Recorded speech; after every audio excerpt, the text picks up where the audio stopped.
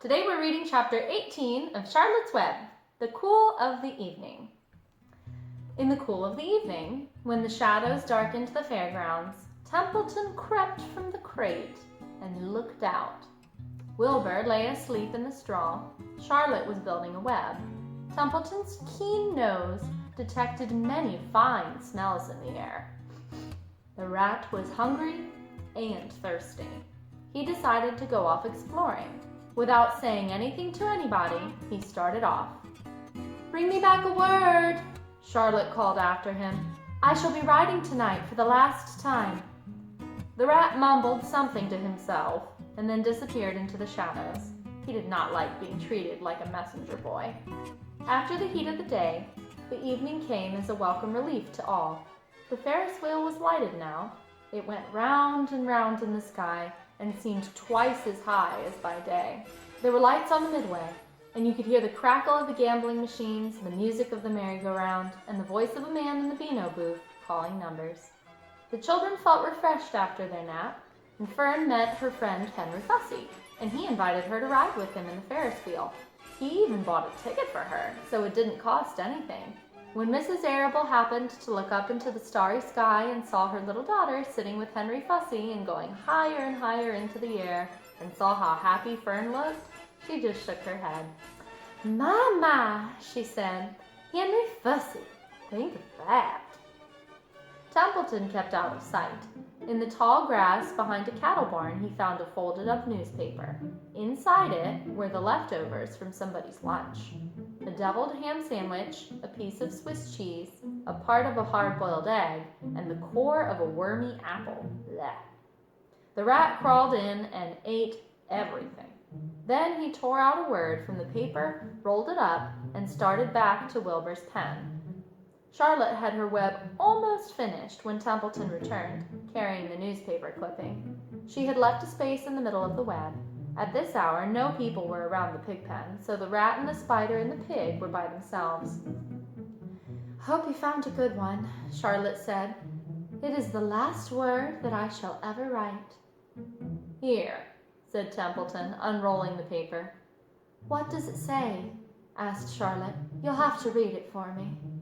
"It says humble," replied the rat.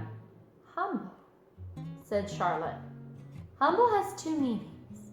It means not proud, and it means near to the ground." "Well, that's Wilbur all over. He's not proud, and he's near to the ground."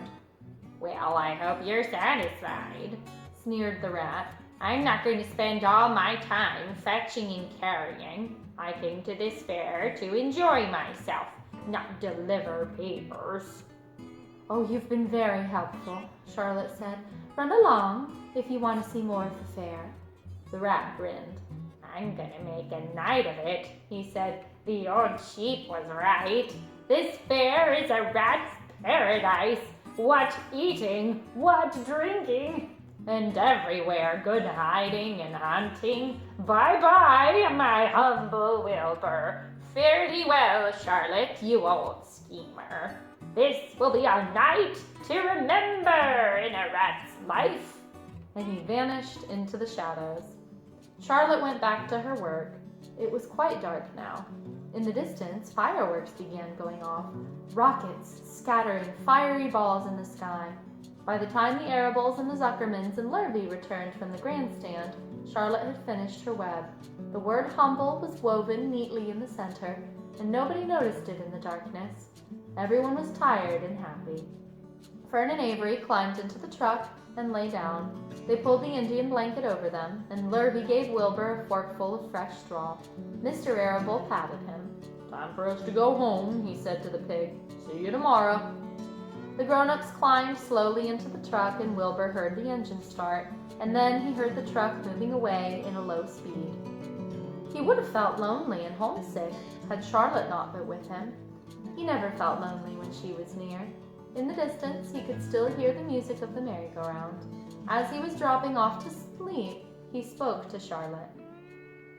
"Sing me that song again, about the dung in the dark," he begged. "Not tonight," she said in a low voice. "I'm too tired." Her voice didn't seem to come from her web. "Where are you?" asked Wilbur. I can't see you. Are you on your web? I'm back here, she answered, up in this back corner. Why aren't you on your web? Asked Wilbur. You almost never leave your web. I've left it tonight, she said. Wilbur closed his eyes. Charlotte, he said after a while, do you really think the Zuckerman will let me live and not kill me when the cold weather comes? Do you really think so? Of course, said Charlotte. You're a famous pig, and you're a good pig. Tomorrow you will probably win a prize, and the whole world will hear about you. Zuckerman will be proud and happy to own such a pig. You have nothing to fear, Wilbur. Nothing to worry about. Maybe you'll live forever, who knows? Now go to sleep. For a while there was no sound, and then Wilbur's voice. What are you doing up there, Charlotte? Oh, making something, she said. Making something, as usual. Is it something for me? Said Wilbur. No, said Charlotte. It's something for me, for a change. Oh, please tell me what it is, begged Wilbur.